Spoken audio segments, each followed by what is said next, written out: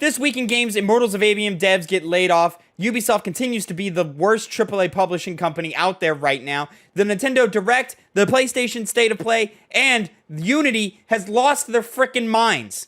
This is the Two Penny Gamescast.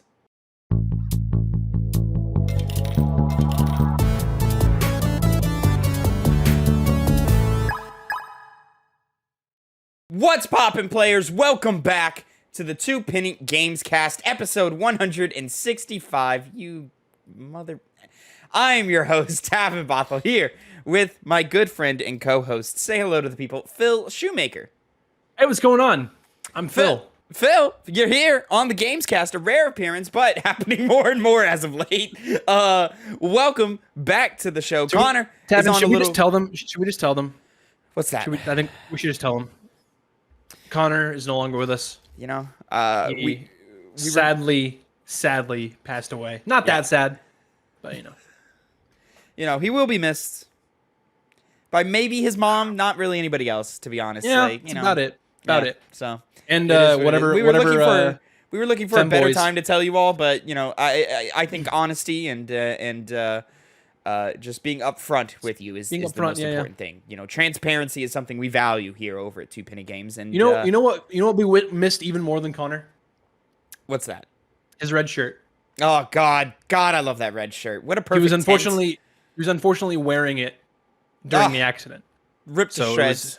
It was incinerated. Yeah, by a fire-breathing bear. Not the animal. The big hairy man. The big More accurate than you think it is. Anyway, no, we're joking around, of course. Connor is just out doing a little vacay, having a little getaway weekend for himself. Little me time. So, Phil so graciously decided to jump in and help me out here as we talk about the new gaming news, because this is, of course, the Two Penny Gamescast, where each week we come to you with two topics.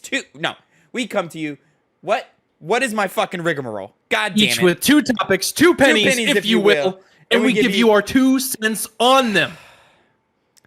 I've had a long week, ladies and gentlemen. Listen, it's hard to juggle essentially 3 jobs right now. You know, 2 of them aren't paying me. But it is what it is. 2 topics, 2 pennies, if you will, and we give you our 2 cents on them. This week, of course, is no different than any other week, except for the fact that we are doing a lot of bucket topics this week because there was a lot of news that we need to get into, and I didn't want to leave anything out because it was just all so important. So let's go ahead and remind you that this show comes to you every week, Monday, 8 a.m. Central Time, youtube.com/@2pennygames, and mainstream podcast services of your choice. You can also find on the YouTube channel our new Mass Effect Let's Play series, Hype, Have You Ever Played, is back.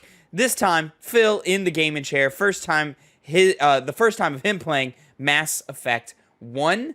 Of course, if you caught the streams over at twitch.tv/2pennygames like 2 years ago at this point. over 2 years ago. Yeah. Then you will know exactly how that goes. But now it's going up live in piecemeal over at youtube.com/ originally streamed the week after the Legendary Edition came out in 2021, so mid-May. Holy shit. Mid-May of 2021. Yeah. So go check all that out. The second part to that series is up right now, and I'll be quite honest, it's quite entertaining. I enjoyed it. Good job on that edit there, Phil. And even though it's us, and I typically don't find our own content super interesting to watch because it's just fucking us. I thought this one was a lot of fun, so go give that one some love. There are some YouTube shorts broken out of the highlights. Go give those some love as well. Those were nice and fun. And then Piggy Bank on Saturdays. Go watch that. youtube.com/@2pennygames.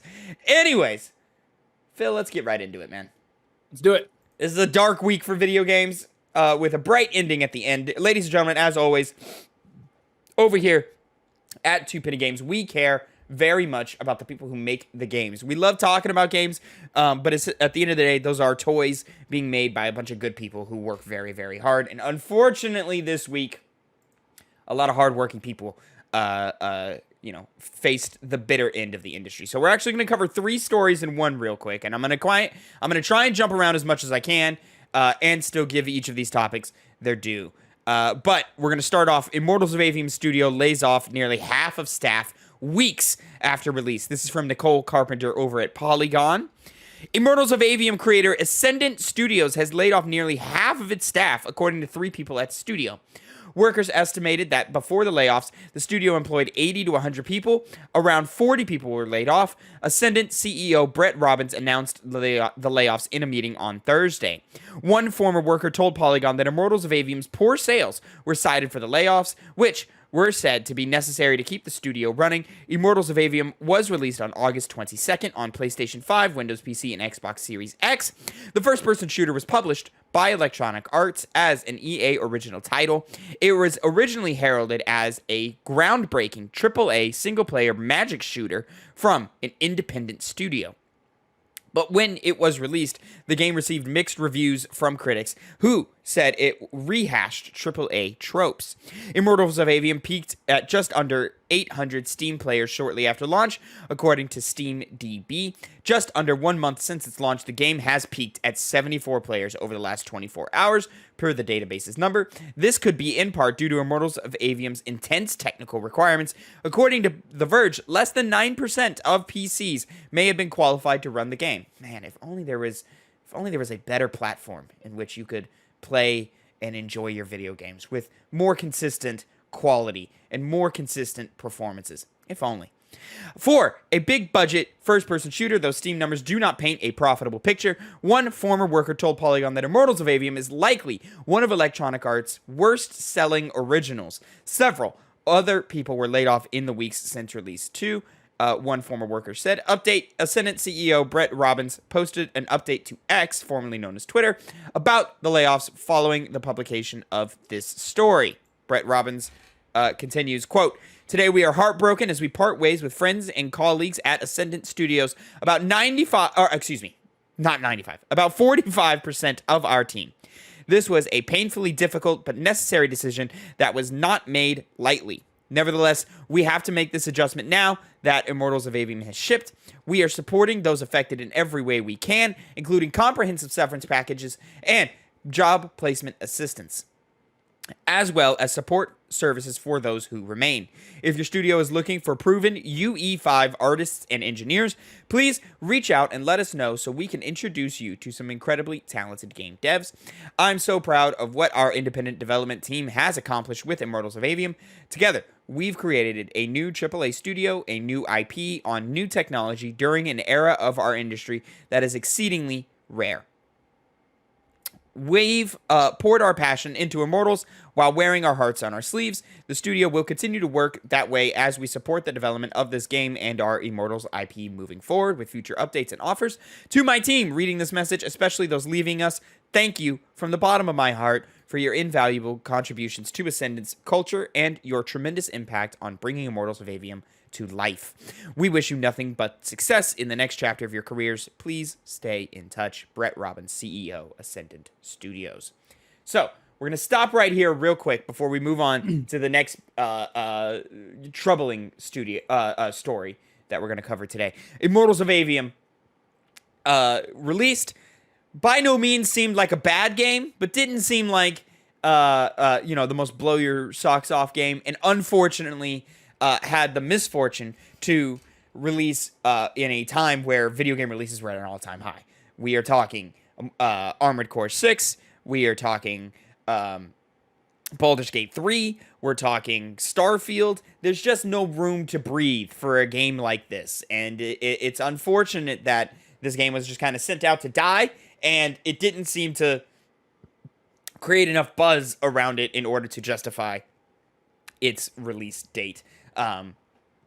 Which is unfortunately just the nature of business sometimes. Is you come out, sure. you put out a game, and everything around you is mind-blowing, and so you got to just sit back and go, well, we're taking this one on the chin because we can't delay. So it is what it is.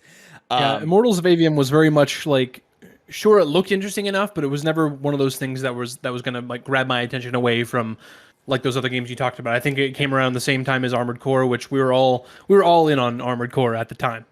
And to put that into perspective, Armored Core is one of our favorite games that we've played this year, and we've all put it to the side to play other games right now, which should tell you just how competitive and insane and crazy this year is. And it's just unfortunate that Ascendant Studios here got caught in the crossfire. The worst performing EA original game. That's insane when you think about some other EA originals. Of course, we've had some really big hits, such as It Takes Two, coming from EA. That really surprised a lot of people, and then we've had a couple of others that did a couple of numbers, but overall we're just okay. This feels like, oh man, these guys didn't deserve that. They're a new studio working on a new IP, a smaller team, working with Unreal Engine 5, which is, I expect, part of the reason as to why it probably wasn't performing super well for PC players, is just it being new technology and right. Hardware, adjusting to that new technology. And you may need to upgrade your PC to play that game. Wow. As Todd Howard would say. Wow. You may need to upgrade your PC to play every game you play on PC. If it's not 10 years old, you need to dump $2,000 into it. And, is that worth it? I guess, man. If you want 140 frames, 60 works just fine, in my opinion. But, it is what it is. But that's beside the point. The focus here is hearts go out to those affected, and let's hope that Ascendant Studios is able to sort of get back up on their feet and hope that this is not sort of a death blow. Yeah, a death blow for them. So I do hope to see more. I always love seeing new IPs and new studios hit the streets and see what they have capable. And I think this is a capable studio. They've got really capable devs on that team, or at least they had a really capable team. I hope that they can continue to still have a really capable team in ramp up for their next project. And so sure. Hearts go out to those. But unfortunately, we're not done with the upsetting news this week. We're jumping over to IGN by Rebecca Valentine. Ubisoft Montreal in turmoil amid what developers are calling broken promises. On September 11th, most of the 4,000 employees at Ubisoft Montreal returned to office on Montreal's Mile End for the first time in 3 years. But hardly anyone seems happy about it, and many are furious at what they're calling broken promises from Ubisoft leadership. Since Ubisoft Montreal announced that employees would be returning to the office beginning September 11th, had some tamales before we started recording. They were okay, because they were 3 days old and from Rosa's Tortilla Factory. Since Ubisoft Montreal announced that employees would be returning to the office beginning September 11th, the studio's intranet has been lighting up with the posts ranging from mild concern to outright anger. IGN has viewed a number of comments on the situation across Ubisoft internal postings, including over 270 comments on the announcement post alone, almost all of which were negative. Many of the comments list numerous issues employees have historically had working from the office before as reasons not to return. Noisy calls in an open office, increased expenses, and a lack of sufficient equipment or accommodations. But the anger also runs deeper in the inherent problems with returning to the office. Amid a wider company culture of layoffs, game cancellations, and abuse allegations, this mandated office return seems to be the final straw for a number of employees who feel that Ubisoft's management's indifference to its workers has gone on long enough. Ubisoft's overarching return to the office plan across all its studios was first kicked off in the summer of 2021, roughly coinciding with widespread availability with the first vaccines against the COVID-19 pandemic. But in Montreal, where Far Cry 6, Roller Champions, For Honor, and multiple Assassin's Creed games were made, employees tell IGN that the company's publicly touted plan simply never happened. Instead, they say they were reassured repeatedly over 2 years that they could remain 100% remote long-term, with many employees making major life decisions or even accepting job offers, assuming they could work from home for the foreseeable future. IGN has viewed a number of documents circulated on the company intranet over the last few years that seem to back up this belief. In one example, Ubisoft promised a, quote, hybrid, flexible working environment where, quote, 100% remote work will be possible during depending on various criteria such as productivity and impact on the team, as well as the nature of the work being done. But now that's changing. Beginning September 11, 2023, Montreal employees are expected to work a minimum of 2 days a week out of the office. The requirement is mandatory for all employees, with exemptions only made for employees with explicit needs, quote, once all other solutions have been explored. The announcement immediately sparked anger within the studio, with posts on the company intranet listing numerous issues employees have historically had working from the office, as we've already explained before. A handful of employees brought up the quality of the Montreal office, specifically mentioning past issues such as leaks, rats, bugs, and dearth of typical office perks such as free coffee. Several raised health concerns, citing ongoing fears about the spread of COVID-19, and many developers accused Ubisoft of breaking its promises around 100% work from home, with multiple employees saying they had either accepted a job at Ubisoft or made a major life change, such as buying a house outside of Montreal, believing it was a permanent policy. One key theme in many comments is a broader lack of trust in the company to provide good working conditions and to keep its promises over time.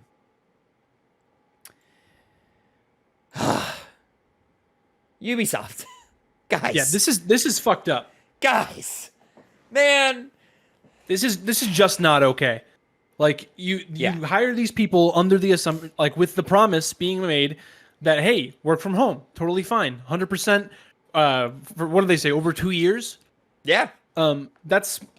People make major life decisions. They start families, they buy houses, they do all kinds of things that like put down roots to where they are, being like, oh, cool, I have this job, I can just work from home office, do whatever, go over online. Perfectly fine. And now they're saying you have to come in to the office at least 2 times a week, which for some people that's like out of country, you know? Like you'd have to fly in and out for just 2 days 2 days out of the week for every week, which is fucking ridiculous. Was that what it was? And I highly doubt. Was it a minimum work from home 2 days a week? So they got to do 3. They got to 3 days, at least 3 days into the office. Oh my god. Okay, then that's even worse. Yeah. Because I highly doubt they're getting paid enough to cover airfare. No, absolutely not. Oh god, no. And for like to do it every week, like it's just not. Yeah. You can't keep that's that not feasible type of thing. And listen, the failure of leadership over at Ubisoft has been well documented for very many years now. We covered last week. We covered about how Ubisoft Singapore has lost another creative director for Skull and Bones. Like the rabbit hole just keeps going deeper and deeper and deeper, and faith in the company of Ubisoft just keeps getting lost and keeps degrading. This is a company that at one point was one of the greatest AAA publishers and studios in the world. And now it's just, you feel grimy. It feels gross to even like think about it. And it shows in the work. It's been a minute since a Ubisoft game has been considered a Game of the Year candidate. Or even a minute where it's like, yo, this game is great. You know, you can like, you know, maybe an Assassin's Creed game here or there, but Ghost Recon flopped really hard. Skull and Bones seems like it's going to be just a trash fire of a video game. Rainbow Six Extraction failed. And now you just have to look around and go, yo, what are we doing, man? This is the freedom we bought when we salvaged ourselves from the Vivendi takeover all those years ago, is just a really shitty work environment with unending stories of workplace harassment and abuse going on in those studios. And then it just keeps going on where, yo, like, we can't even get some free fucking coffee out here? What are we doing? What are we doing? You guys make the biggest IP in gaming, or one of the biggest IPs in gaming, with Assassin's Creed and Far Cry. And you cannot tell me that y'all can't front the bill on some coffee and snacks for the break room. Come on, man. It's just constantly upsetting every time Ubisoft is in the news. And it would be one thing if it was just Ubisoft Singapore. Still not acceptable. One studio with harassment is too many. But the fact that it's wide-ranging across all of Ubisoft studios, this means it's not on the local team. It's a it's a Company power wide. up down, like your leadership in top key positions is corrupt and disgusting, and I don't know the answer to these problems. Like, I just don't. You would need to do a complete wipe of leadership and get new people in, and at that point, why even do it? Why work for Ubisoft? I understand. I mean, a lot of it is just, hey, there's work at Ubisoft, so we might as well go where there is work. And there's work all over the world. Obviously, Singapore, Montreal. There's some American studios. There's some European studios, all over the place.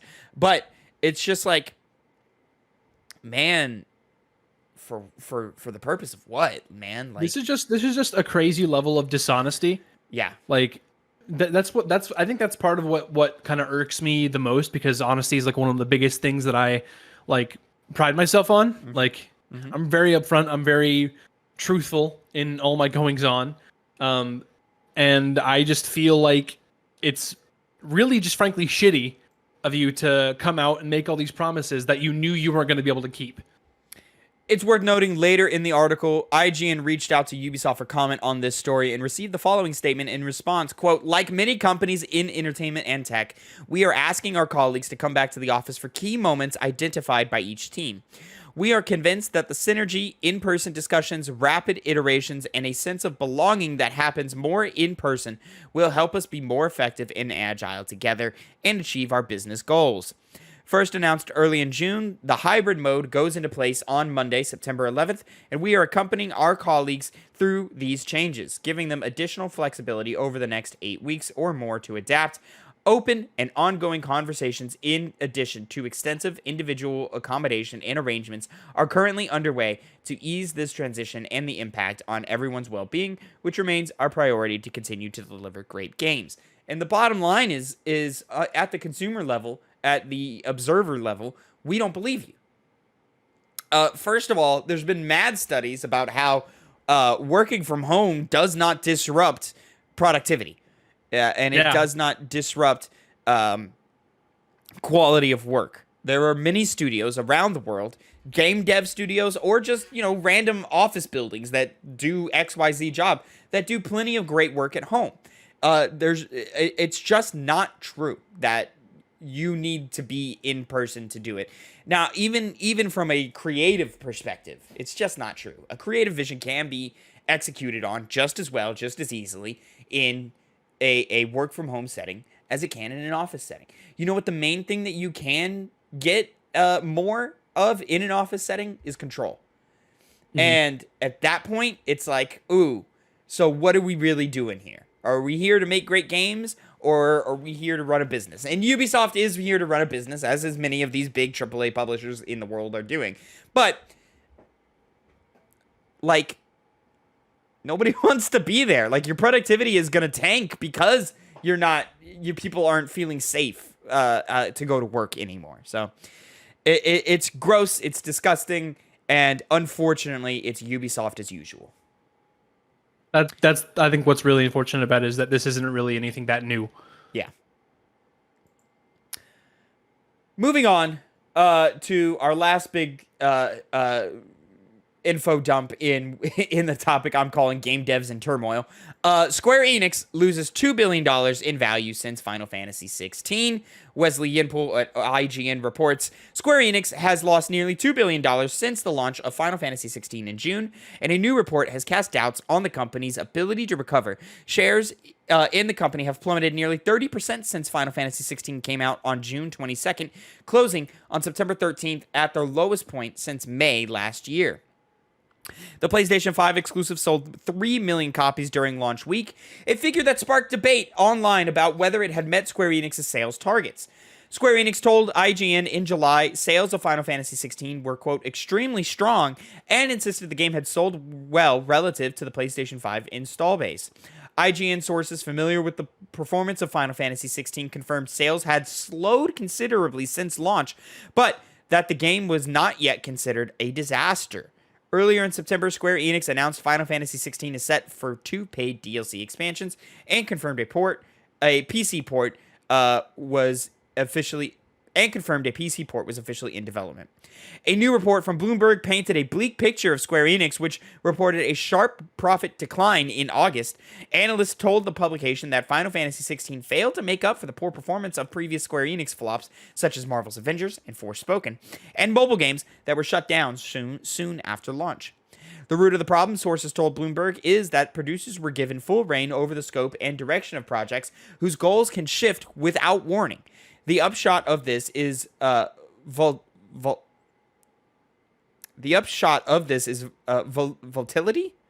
in the quality of the volatility in the quality of the product. I don't know why my brain didn't work that. I know that word.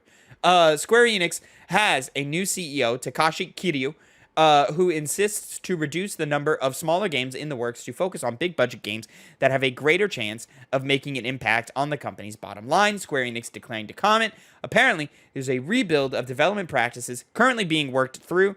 One source close to Square Enix told IGN that Kiryu has called for the change across the company globally, but that change will take some time.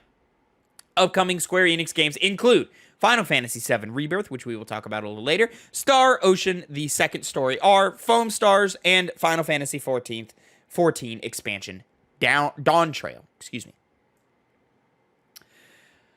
Okay, now this is business as usual. Like, in its purest form, is Square Enix has had a strategy over the last couple of years that's been executed on, and it's had a wide range of success. So originally when we started the story, and because I said before we started that I wasn't a fan of the title of this article and how it paints Final Fantasy 16 as like the reason that they're out $2 billion. Yeah. But in fact, it's more that Final Fantasy 16, while a great success, it's not enough to mitigate the disaster that was Marvel's Avengers and Forspoken, which and as soon as you said that mobile part, games and a bunch of mobile games. As soon as you said that, I was like, okay, that makes a lot more sense, because for me, just me personally, but I know like a lot of people on the internet agree with me. Final Fantasy 16 is the second best game I played all year. No. So yes. Nah, yes. I mean, I disagree, but that's fine. We can move on from that. I mean, the simple fact is that Final Fantasy 16 is a success. It's just not as much of a success as probably Square Enix was hoping. And in light of recent failures, i.e. Marvel's Avengers, i.e. Forspoken, i.e. Final Fantasy Ever Crisis. Ever Crisis seems to be flopping pretty hard. Nobody seems to be caring about Ever Crisis, which I've played approximately maybe an hour of Ever Crisis, and it's okay. I think it's fun. But obviously not enough to keep me going. I've only played an hour, and not enough to be on Connor, to be like Connor and decide to try to draft it on Fantasy Critic. Listen, I thought it was bold. I thought it was bold when he did it, but it was a thing. But also Final Fantasy First Soldier totally failed. And there was a series of other mobile games that I can't even remember at this point that also failed. First Soldier was the Battle Royale? Yeah, that one didn't work. That one did not work. And so, I mean, 16, there's an argument to be made that, like, it came out, it's console exclusive. Yeah.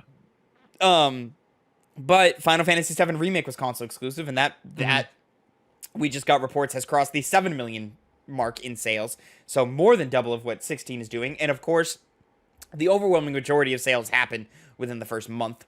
But we're hearing Final Fantasy 16 doesn't have a great tale.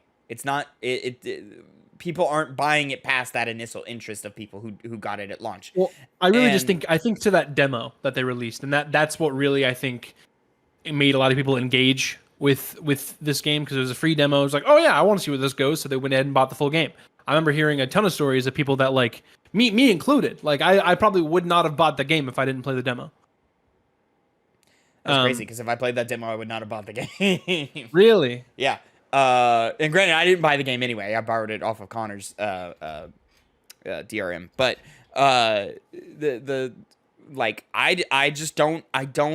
I think there are a lot of great positives with Final Fantasy 16, but I think there's just as many negatives that can be attributed to it. And at the end of the day, like, Final Fantasy 16 is not a game that appeases the base of Final Fantasy, the fans of Final Fantasy. I I think quite a number of them did enjoy what they got out of it. I think they played it and they went, yeah, this was fun. This was a good time.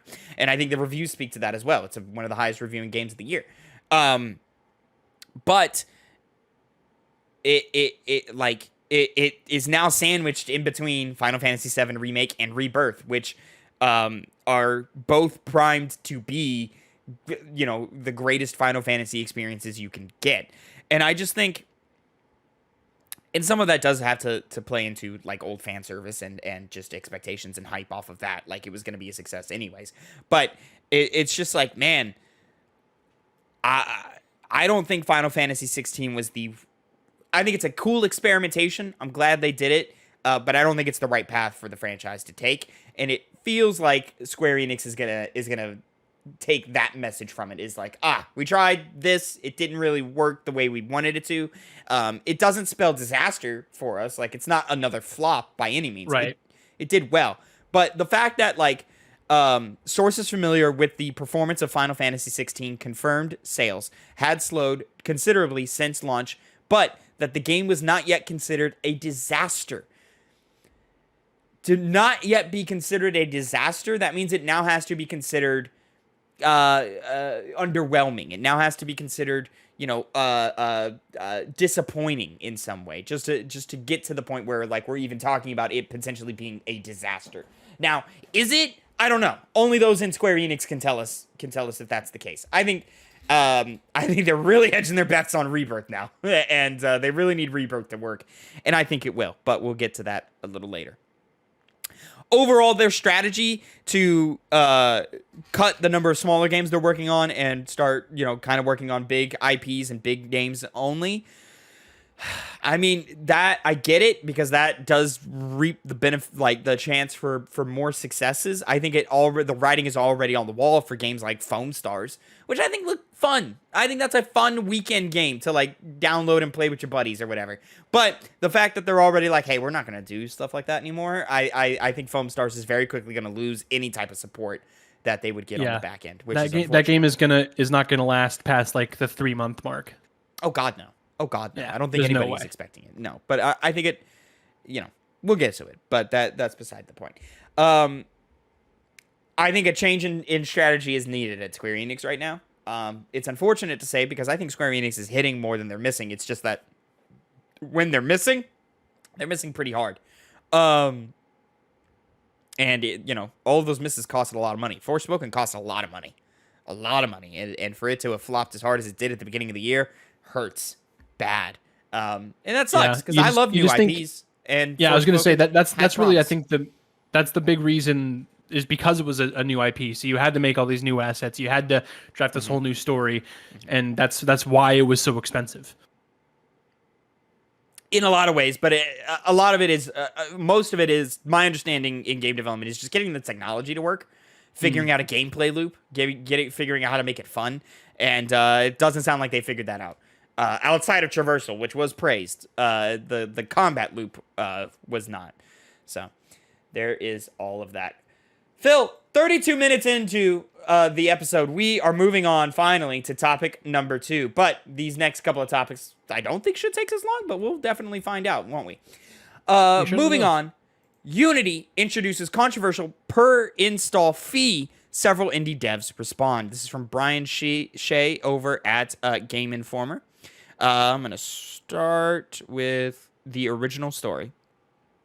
This morning, this is on September 12th, popular game engine creator Unity Software announced a update to its pricing and packaging plans, which will go into effect on January 1st, 2024. The new pricing plan introduces a fee that activates and charges developers of high-performing games. Sorry, I was changing the thing. Of high-performing games each time the title is installed by a user or player. The justification is that each time a game is installed, Unity Runtime is also installed. Unity Runtime Fee. Starting in January, games will qualify for Unity Runtime Fee after the game has passed a minimum revenue threshold in the last 12 months. Passed a minimum lifetime install count. Unity says it has intentionally set high revenue and install thresholds to avoid impacting smaller developers. Unity's current threshold for Unity Personal and Plus is set for games that have made $200,000 or more in the last 12 months and have at least 200,000 lifetime game installs. After hitting the threshold for those plans, developers will be charged 20 cents per install over the threshold. For the Pro and Enterprise versions, the games must have made $1 million or more in the last 12 months and have at least 1 million lifetime installs.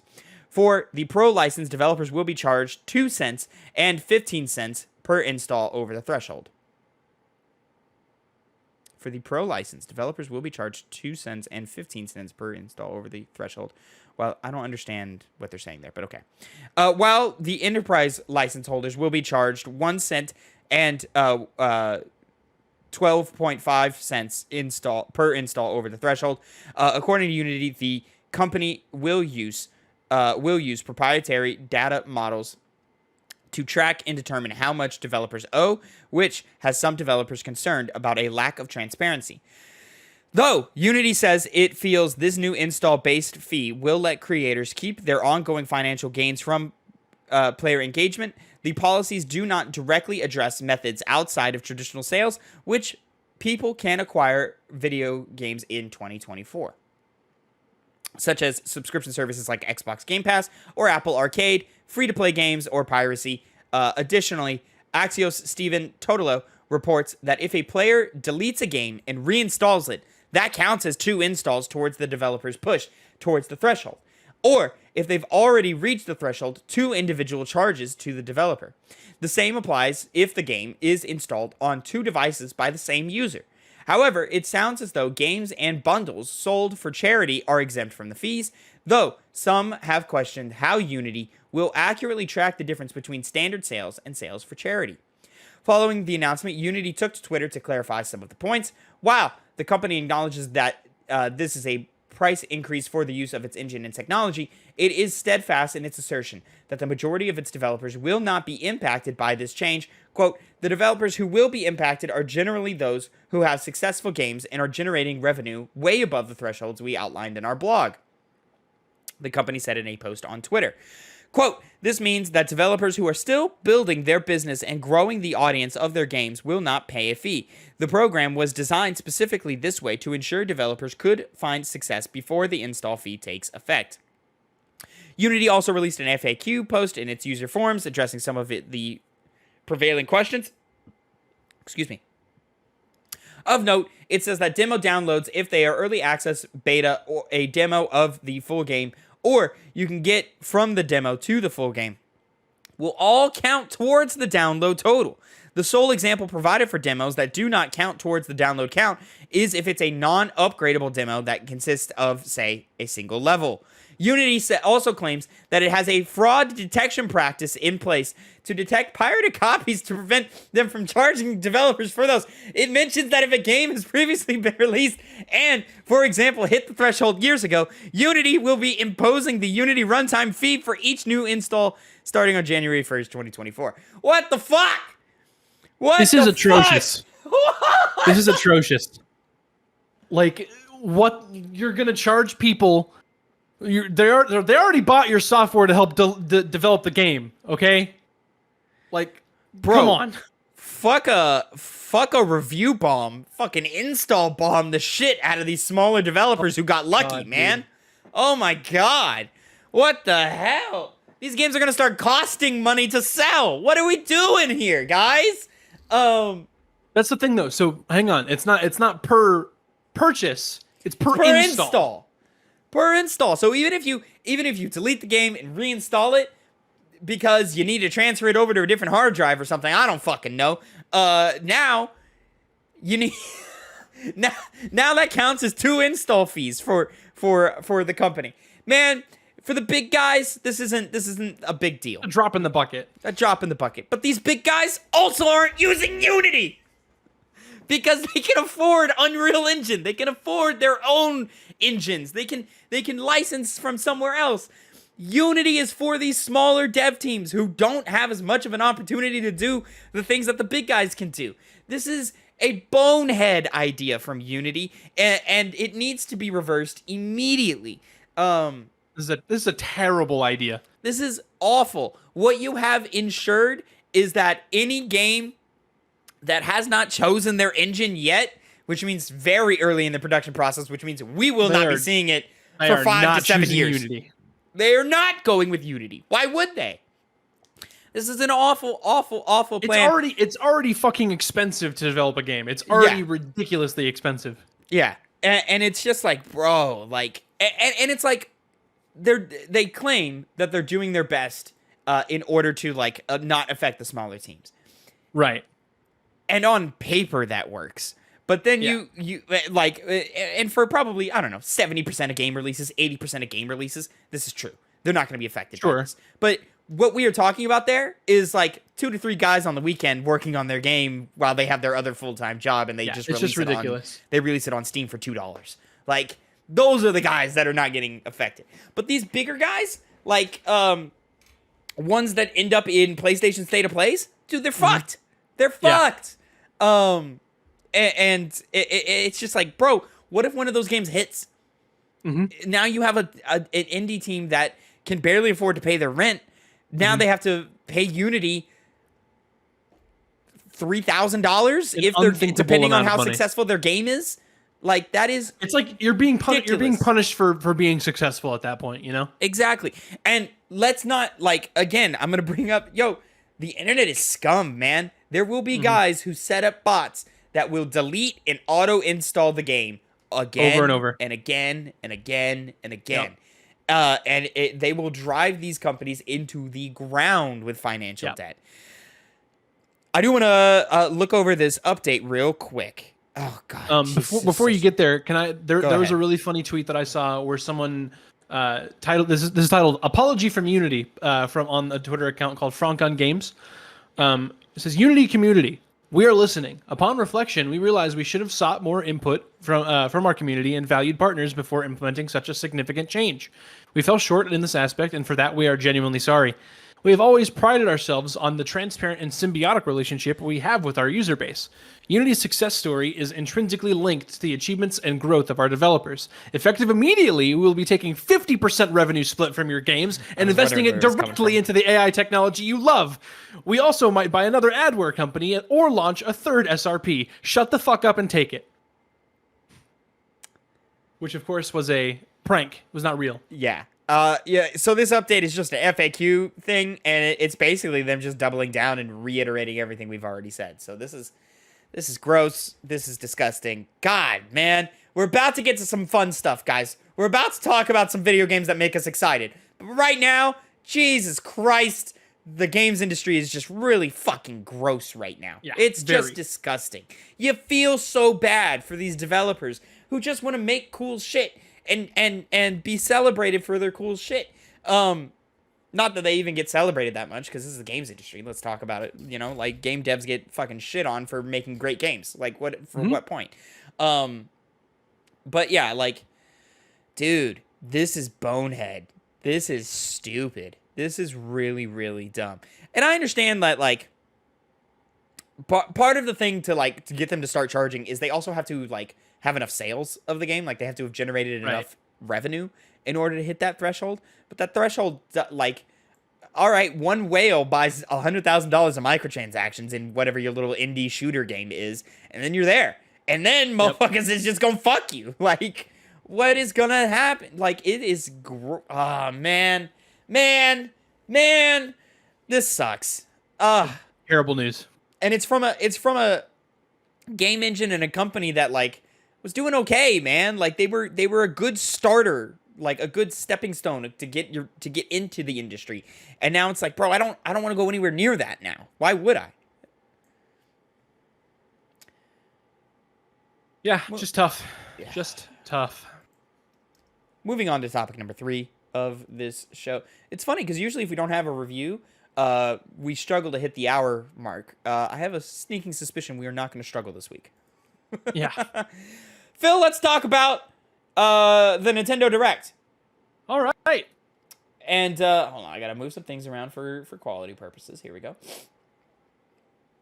So, Nintendo had a new Direct this last week. You did a full reaction to it up on the YouTube channel right now. I was busy at school when that was happening, and then later in the day, PlayStation did a State of Play. I was busy at work, couldn't do that one either. And we were all busy at that point, so we were just like, all right, screw it, we'll just talk about it on the podcast. But thank you so much for watching the watching the direct and having a react video to that, sir. It is up on the channel right now. Everybody go watch that. Send that one some love. Phil, we're going to go over all the stuff kind of announced in this. I have a breakdown from Polygon over here with it. But go ahead and tell me, what did you think about the Nintendo Direct? For those who did not watch the react. That this Nintendo Direct was phenomenal. I thought it was a great overall package that we got. Extremely hyped for a lot of the things that they showed us. Biggest ones for me, I don't know if you want me to go ahead and say, or we can just go there when we get to it. No, go ahead. Biggest things for me, we have Paper Mario and the Thousand Year Door coming to Switch, which is massive. Massive. Because people have been crying out for this game to get ported for a long time. But it's not even just a port. It's going to be like a technical remake, quote unquote. It's just going to have very updated graphics. I think a lot of the reactions for during certain cutscenes and dialogue are improved. There's going to be a few different like added interactions that I've seen, at least from stuff that I've seen on Twitter and stuff I saw from like little clips that they showed in the direct. I'm over the moon excited for this. I've only really played. I think I only really played it on the GameCube when I was a kid. That's the only time and I'm not sure if I beat it because I was still a dumb kid. And that was one of those times where, you know, your parents like, oh, they don't play this anymore, so I'm gonna get rid of it and get them a new game. So you know that happened to me. Yeah. Along with my copy of Super Mario Sunshine. Yeah. I watched the direct a little later when I got home and I watched it over. I thought it was pretty good. I thought it was solid. I think there's some really good games in here. But I think more than anything, it just highlights that the Switch is running out of gas. Yes. And it is time to move on, which is not a bad thing. It's just, you know, kind of just sort of what happens in the life cycle of video games when new technology is around the corner. So, I thought it was good. I thought it was fine. I thought it didn't waste my time. It moved pretty well. You know, we didn't spend a stupid amount of time in any individual game or whatever. But yeah, I thought overall I will say, it was a solid time. It was a disappointment for me that the leak about the Mario vs. Donkey Kong was true, because I, of course, was hoping for a new Donkey Kong Country game that the world has been aching for since Tropical Freeze, which I believe came out in, 2014? 2013, I believe. Yes. Yeah. Yeah, it's been so this would be the 10-year mark. Decade since a real Donkey Kong game. But instead we get Mario versus Donkey Kong. Well, let's go ahead and get into the nitty-gritty here. So they started off with some Splatoon 3 side order expansion pass. This is just a new pass for Splatoon 3, introducing what seems to be a roguelite mode or something like that. I'm sure Splatoon fans are over the moon excited about all of this. It looked like some cool content, but you know, I'm just not a Splatoon guy, so I can't really talk about it. Long, I don't believe you are either, correct? No, not at all. Yeah. And then next they announced Mario vs. Donkey Kong, a new entry in the long-running Mario vs. Donkey Kong series of puzzle platforming games is coming to Nintendo Switch. The new entry features local co-op play and is coming to Switch on February 16th, 2024. I thought it looks okay. It looks fine. It's a cute little puzzle platformer thing.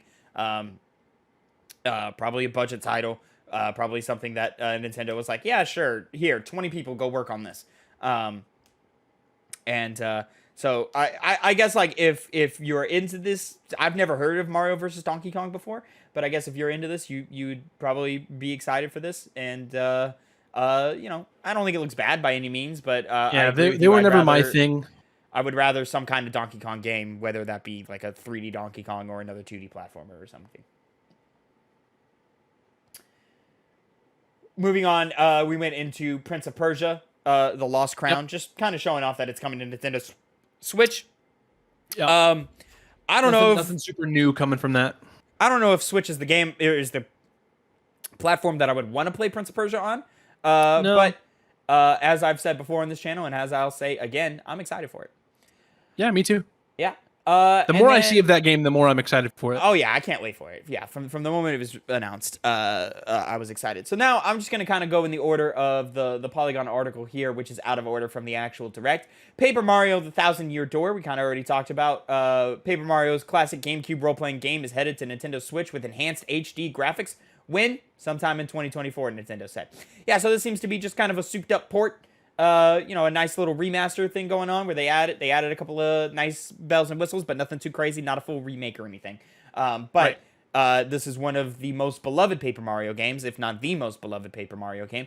And I would argue that is the most beloved. Yeah. Yeah, it's exciting to get it off of one of the less performing Nintendo consoles, the GameCube, and get it on some new hardware. It's very exciting. I saw a funny Twitter post that said that today was the 9/11 for game scalpers or for game resellers, because Paper Mario Thousand Year Door is super well highly sought after, and it's a very expensive title. That's funny. Super Mario RPG Remake got a showed us off some new stuff, including updated action commands, unleash all new triple moves, and then we already had a release date of November 17th. Yes. It looks fun. It looks really good. It does look fun. I'm very, very excited for it. Now that I've gotten a deeper look at Super Mario RPG, which I've never had before, I now see how Sea of Stars kept getting compared to it. I'm like, okay, that's where the inspirations come from. Okay, cool. So yeah, I'm excited to try it out. Mid-November-ish, so we should be past the hellscape that is October, but November's got quite a few games coming out too, so I hope to spend some time here and play this one, and I hope it's great, because it looks great. Another code recollection. This is one of these fucking DS fucking... who cares? Do not care about this at all. The only thing that I think is kind of noteworthy is that we're getting... the Wii sequel that was not released originally in the US. That's nice. That's dope. Which is kind of cool. Yeah, that's very appreciated. Next, and what was honestly the highlight for me in the direct was Princess Peach Showtime. I know. This actually looks like a lot of fun. This looks like fun, man. A night at the theater goes south when Grape and the Sour Bunch take over the Sparkle Theater, forcing Princess Peach and the theater's guardian, Stella, to save the day in Princess Peach Showtime. Peach will assume various forms with unique gameplay like Detective Peach, Kung Fu Peach, and Sword Fighter Peach. Princess Peach Showtime comes to Nintendo Switch on March 22nd, 2024. Something kind of funny is during the react, I was like, her name, the Evil Witch Grape, and I was like, Evil Witch Grape? That's so weird. Oh, her name's Peach Grape. I get it. They're both fruits. Yeah, cool. Peach is sweet. Grape a little more tart, more sour. A little more sour. Yeah. It's cute. Whatever. Yeah. This was a surprise to me. When it was announced at the last direct, I was like, all right, cool, whatever, a Princess Peach game. But then we saw it in action, and I was like, no, that looks cute. That's fun. I'd be down to give that one a try. Early next year looks already fucking busy as shit, especially February, and we'll get into some of that a little later. But I do hope to make time for Princess Peach Showtime. That one's in March. March 22nd, late March at that as well. So, even if I don't get to it right away, I think April's probably going to be a little light. May might be a little bit light, before we get into the summer or something like that. So I think there will be time to jump over and check out Princess Peach Showtime, which I'm very excited for. Detective Pikachu returns. We got some more Detective Pikachu stuff arriving on Switch October 6th. I'll say while October is already jam-packed, this did kind of, if I do run out of things to play, which I won't. Yeah. This is something that I would touch. I would pick it up. Yeah. Hard pass for me, but it looks like a cute little game. It does not look pretty, like it's not a good-looking game, but it looks cute. Luigi Mansion 2 HD. Speaking of does not look pretty. Luigi's Mansion Dark of the Moon. You don't think this looks good? Dude, did you see whenever they did the 4-player co-op, the fucking frame rate? Oh, no, I missed that. Oh my God. It was so bad. Yeah, well, Luigi's Mansion 2, formerly a DS title, formerly known as Luigi's Mansion Dark Moon, is coming to Switch in summer of next year. I don't know why they gave it a retitle, and we don't have the first Luigi's Mansion on Switch, do we? No. No, I think it might be available through like one of their expansion passes or whatever. Maybe, I don't know. I don't know if it is. I could let me look it up. Yeah. Yeah, look that up for me just to be sure. But Luigi's Mansion 2 is one that is often slept on just because it was only on the DS and not on a full home console. So it's exciting to see it come to that with co-op play for up to 4 players. That sounds interesting. Maybe I fell asleep during that bit. I did fall asleep during this direct, I'll be honest. I was tired. I'm a tired boy. It does not appear. It does not appear that it is currently on the Switch. Interesting. F-Zero 99 Super NES racing game. F-Zero is back in Battle Royale form. F-Zero 99 will throw 99 racers onto a futuristic hover track in a fight to reach the finish line. F-Zero 99 is available exclusively through a Nintendo Switch online subscription starting now. You can go play it right now. And I've heard nothing about it. So I'm gonna be honest. This got a pop for me. I was very excited for this. I'm probably gonna end up checking it out. It just looks like a lot of fun. I love Tetris 99. I didn't get to play Super Mario. Was that Super Mario 30? It was 35 or something like that, wasn't it? Yeah, 35. I did not play that one, but this one looks legitimately fun. I was also hoping for more F-Zero news after this announcement, but sadly, this was it. Yeah, this is it. It's probably all that it's gonna be. I think F-Zero, we can officially say it's not. We're done with F-Zero. Which is unfortunate because it's a beloved franchise to quite a few people. But I feel like you know what? got Captain Falcon attached to life support at this point, dude. Like, yeah, come on, right? F-Zero 99 looks cool to me. It looks like it's a little bit of fun. It looks like it's a cool little racing game. 99 players, chaotic for sure. Absolutely. But I think it'll be a cool blast to pick up and try out. I wish they would put it on mobile devices. I wish they would allow me to just like purchase it or play it or not have this weird thing that they do where they only allow it for a little bit of time. It's frustrating, but it is what it is. WarioWare Move It. Cool. Continuously looks like a lot of fun. That's definitely one that I will pick up and give it a try and play a pretty good amount of. November 3rd. Gonna be a busy time for some WarioWares to come out. God, now I'm looking at the footage for Princess Peach Showtime. God, this game looks better than I remember it looking. God, let me play it, Nintendo. Lord alive. Mario Kart 8 Deluxe Booster Course DLC. Always fun to get more stuff for Mario Kart 8. Spy Cross Anya, Spy X Anya, Operation Memories. Well, it's Spy Anya. Because it's Spy Family being the anime that it's based off of, Anya being one of the characters. This looks like a very nothing game. I'm glad you said it. Saga Emerald Beyond, the new entry in Square Enix's Saga role-playing game series, is coming to Nintendo Switch. These are some smaller stuff that we're getting through now. Unicorn Overload, Contra, Operation Galuga, Trombone Champ coming to Switch. That's cute. Probably one of the bigger things to hit the direct here. Classic Tomb Raider remasters. Tomb Raider 1, 2, and 3 now remastered and put up on the Nintendo Switch on February 14th, 2024. The collection includes updated graphics as well as classic visuals if you prefer. This is cool.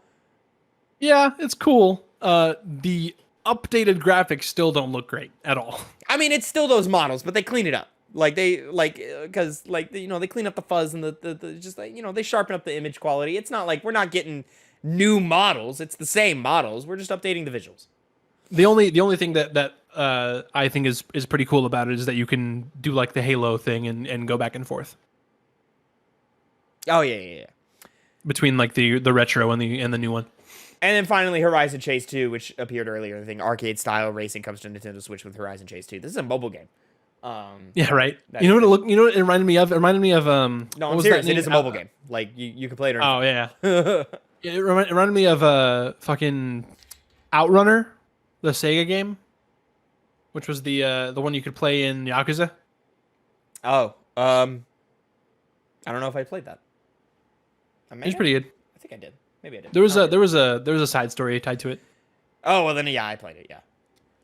Well, also that's the game that the electronics king challenges you to in the real estate. Okay, yeah, I did beat him. That territory was mine. Anyways, yeah, Overall, I think this September 2023 state of play, or excuse me, direct. I think it was cool. It's fine. Yeah. Cool stuff in it. Stuff to be excited about. Stuff to be interested in. And then just a lot of like mid, like a lot of all right. That'll be cool for somebody. I don't know who. Yeah. Not me. So yeah, it's okay. Not mad at it. No, not mad. Something else I'm also not mad at all is the PlayStation State of Play that released on the same day. Oh boy. Oh boy. I have a PlayStation bias here on the channel. And, I forgot to take my time code. I forgot to take my time code, Phil! Oh no! Here. I will say, as much as of a Nintendo fanboy I am, I do think that the PlayStation State of Play was better. Well, I mean, it kind of cheated a little bit because it's got Spider-Man and Final Fantasy Rebirth in there. So, you know, where they came with bigger guns, so they're gonna impress more. I'll say, other than those two titles, I thought it was a solid State of Play. Like those two titles did a lot for this State of Play. But we did get some fun stuff. I think it's weird that they opened with baby steps. This is a silly walking simulator from Quap and Ape Out creators. Got in which they got. Don't forget getting over it with Ben and Foddy. Are these the same guys? Yes.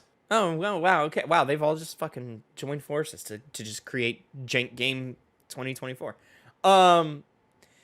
Cool. Some of the writing was kind of funny. It does have that like kind of janky physics of like, all right, let me climb up this mountain and then fall down and get frustrated and stuff like this. It's the first time where I feel like a major publisher like directly targeted that demographic of games. Yeah. So I'm like, well, that's interesting. That also probably tells me that the charm of this is gonna wear off. But it looks cool. Definitely looks okay. Now that I'm looking at it, you're like controlling each individual leg. This could be fun, but I've never played one of these games. I don't see how I would enjoy one of one of these games. I don't see myself playing it, but you know, you never know. Some of the dialogue was kind of funny. Yeah. I don't remember the order in which things went, so I'm gonna pull from the Polygon thing, and we're just gonna go in order of this Final Fantasy VII Rebirth release date. February 29th, 2024. They went and showed off a whole bunch of Final Fantasy VII. Let me find it in the it's near the end, right? Yeah. This trailer was fucking awesome. This Incredible trailer was so fucking good. It showed us so much and yet still showed us so little. And I'm so fucking excited for the direction that this franchise is going right now. I can't fucking wait. I've got so many questions. Every time a piece of dialogue is said, every time a piece of text comes up on screen, like there are moments where I'm like, wow, they're doing that and they're giving it the showmanship that moment deserves, or oh, they're changing this to make it more intense. Okay, that's kind of cool. And then you run around in the open world and you see the different towns and locales in the game, and you go, wow, Cosmo Canyon looks so fucking good. God, I love Cosmo Canyon. I hope that song hits so hard. I love the stuff that they're doing with Sephiroth's character. Playable. Yeah, that was expected. Like, and it'll be expected early. Probably the tutorial of the game is probably where you're going to be playing as Sephiroth, and then you'll be moving on from that. So we'll see that. Square Enix did put out some more information after the game, which raised a couple of questions in my head. For example, they made a point of saying all the original party members are in the game. But then the wording seemed weird. It made it seem like maybe not every character is playable. Which is weird. They're going to take more focus, sort of like how Red 13 was treated in Remake, where it's sort of an AI partner that's just off doing his own thing and helping you fight and so forth. I'm not opposed to that idea. No, I kind of think of it as like how Torgal was in Final Fantasy 16. You got Red 13. You had less control over Red 13. He just kind of went off and was doing shit. Like he was fighting and shit, but he was just off and doing it. Whereas like Torgal, you had to like tell him to go do shit. It was like Torgal, but you had that attachment where like Torgal was just doing shit on his own. You didn't have to tell him to do shit. It was kind of like that. But he wouldn't be focused on the thing you're fighting all the time. He'd like go off and fight other things. Sick him, Torgal. And then but you know, I think Yuffie we already know is playable. Kate Sith we saw is playable. So now it's like, all right, so Vincent and Sid are going to be AI partners? Am I reading this right? Maybe I misread the information, or maybe there was a... You're gonna be able to play as Vincent. Come on. Well, in the third game, for sure. But in this game, we have questions. Like, it was based off of the information that they put on their own blog piece or whatever. But beside the point, the game looks beautiful. The game looks epic. The game looks awesome. I love that I can say it looks beautiful, because it didn't, like, the character models in Remake looked amazing. But some of the environments didn't, like, look amazing. And so far, everything they've shown us at this point do look awesome. This open world, open zone stuff that they're doing looks exciting. It looks way more promising and engaging and entertaining than the environments we saw in Final Fantasy 16, which gets me really, really excited. I think 7 also probably works better that way, because 7's about to open up in a lot of major ways, and I just have a lot of questions about story and stuff, but we don't have time for that right now. We gotta keep going. Phil, what did you think about Final Fantasy 7 Rebirth, not having really played any, dabbled around in Remake and in the original game, but not fully playing either? I think it looks like a lot of fun. I'll probably end up playing it. So there Without you go. playing the others? You Yeah. gotta play the others. Hold on. You can't just jump into Rebirth. The fuck is wrong with you? What? Anyways. Oh, I forgot to mention the minigames. Minigames look awesome. There's so many of them. I can't believe how many there are. Marvel Spider-Man 2. This was cool. This was exactly what a Marvel Spider-Man 2 trailer needs to be right now at this present point. Don't show me another story trailer. Don't give me more potential spoilers or anything like that. Just give me cool gameplay moments that I can look at. Let me get an idea of the structure of the game and what is in the content that I can be looking forward to. And what it looks like a lot more Spider-Man, just really, really refined, and some cool little bells and whistles on top of that. Fast travel looks fucking insane. The fact that it's just like click a point on the map and then it zooms in and it's just that Spider-Man swinging. I love that you can switch between the Spider-Man at any point. I'm going to nitpick this one small thing while it's on my mind. I like that they've put more red into Peter's suit. I like that Peter's suit is more red, less orangey, right? That's cool. Yeah, no, I think it looks great. It looks great. Don't get me wrong. I still love this suit. This is like my second favorite suit of all time, behind the one from 2018. And the reason why is the white on the gauntlets. It's just like a big chunk of white, as opposed to like the more detailed white bits that like were more flexible. Why did you change that? It was perfect the way it was. All Sure. I wanted, Phil, was just some more red. That's all I wanted. Just, take the slider, make it more red. That's all I needed. Hey, you can change the colors of many different outfits in this one, so. Yeah, we'll see. But anyways, and speaking on that, what did they say? 65 suits in the game? I assume that's between the two Spider-Men. I assume Peter's probably getting more than Miles is, just because Peter, as a legacy character, has been around a lot longer. But each legacy suit from the graphic they put out looks like you're getting 3 different color variants per suit, other than the default one, so 4 variants total. That's awesome. That's so fucking cool. That is some shit that I didn't even think of. Like, it didn't even occur to me that was a thing that we could be doing. It's really cool, because very often there will be a suit in the game that I'm like, that suit looks awesome, but I don't like the colors, or I need a palette swap. I don't like this one thing, or whatever. And now I just have more options for that. So that's really cool. I really appreciate that. The game looks awesome. Can't wait. Looks like it plays great. Mysterio pretty much confirmed. With the heaviest wink and nod of Mysterio, which is interesting. Yeah, I guess Mysterio could be at a level of like a Shocker and just show up a couple of times from the last game. I guess that's fine. It'd be cute. It'd be cute if we get a reference to the Spider-Man 2 movie game and you just take him down with one punch. That would be cool. That would be cool. That was a great moment. I love that moment. You just see his health bar go up a shit ton, and they just hit him once, and then Yeah. Resident Evil 4 DLC and VR. Resident Evil 4 is going to be playable in VR, and then we're getting a free DLC, Separate Ways, which focuses on Ada Wong's perspective of the events of Resident Evil 4. All of this is exciting to me. Available on 5 days from now. So fuck off. I'm sorry. I want to go back and play this Ada Wong DLC. I can't. I got too much else shit going on. But it's cool. The VR looks great. Resident Evil, I think, are doing some of the best VR modes in any game out right now, between Biohazard, Village, and now 4. Like, the VR just looks fucking awesome in all of them. For sure. And I'm excited. I'm excited to eventually get around to this Separate Ways DLC, because this is my favorite version of Ada Wong, and I will not be elaborating on that. Tales of Arise Beyond the Dawn. Cool for Tales of Arise players.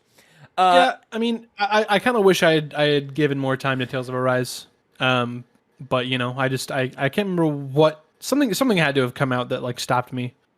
Probably, I don't know.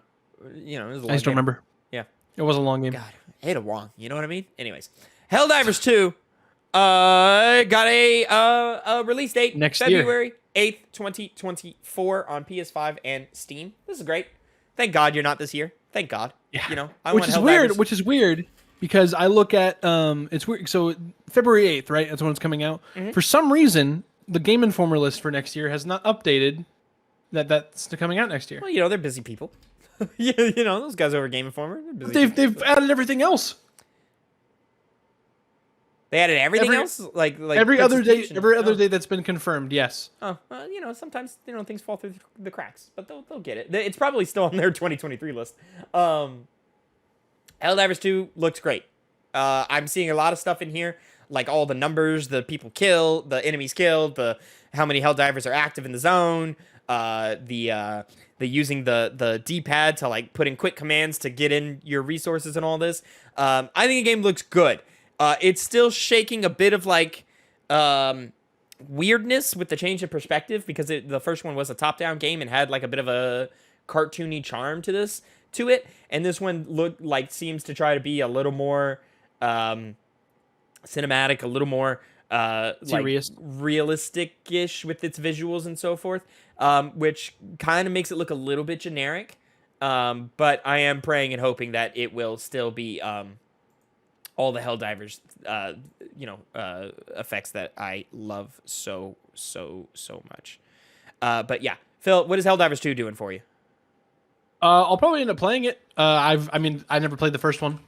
But if it's co-op, I'll probably end up playing with you and Connor. Okay. And then Avatar: Frontiers of Pandora. Meh. Avatar Cry. Yeah, Avatar Far Cry. I don't understand why anybody would want that.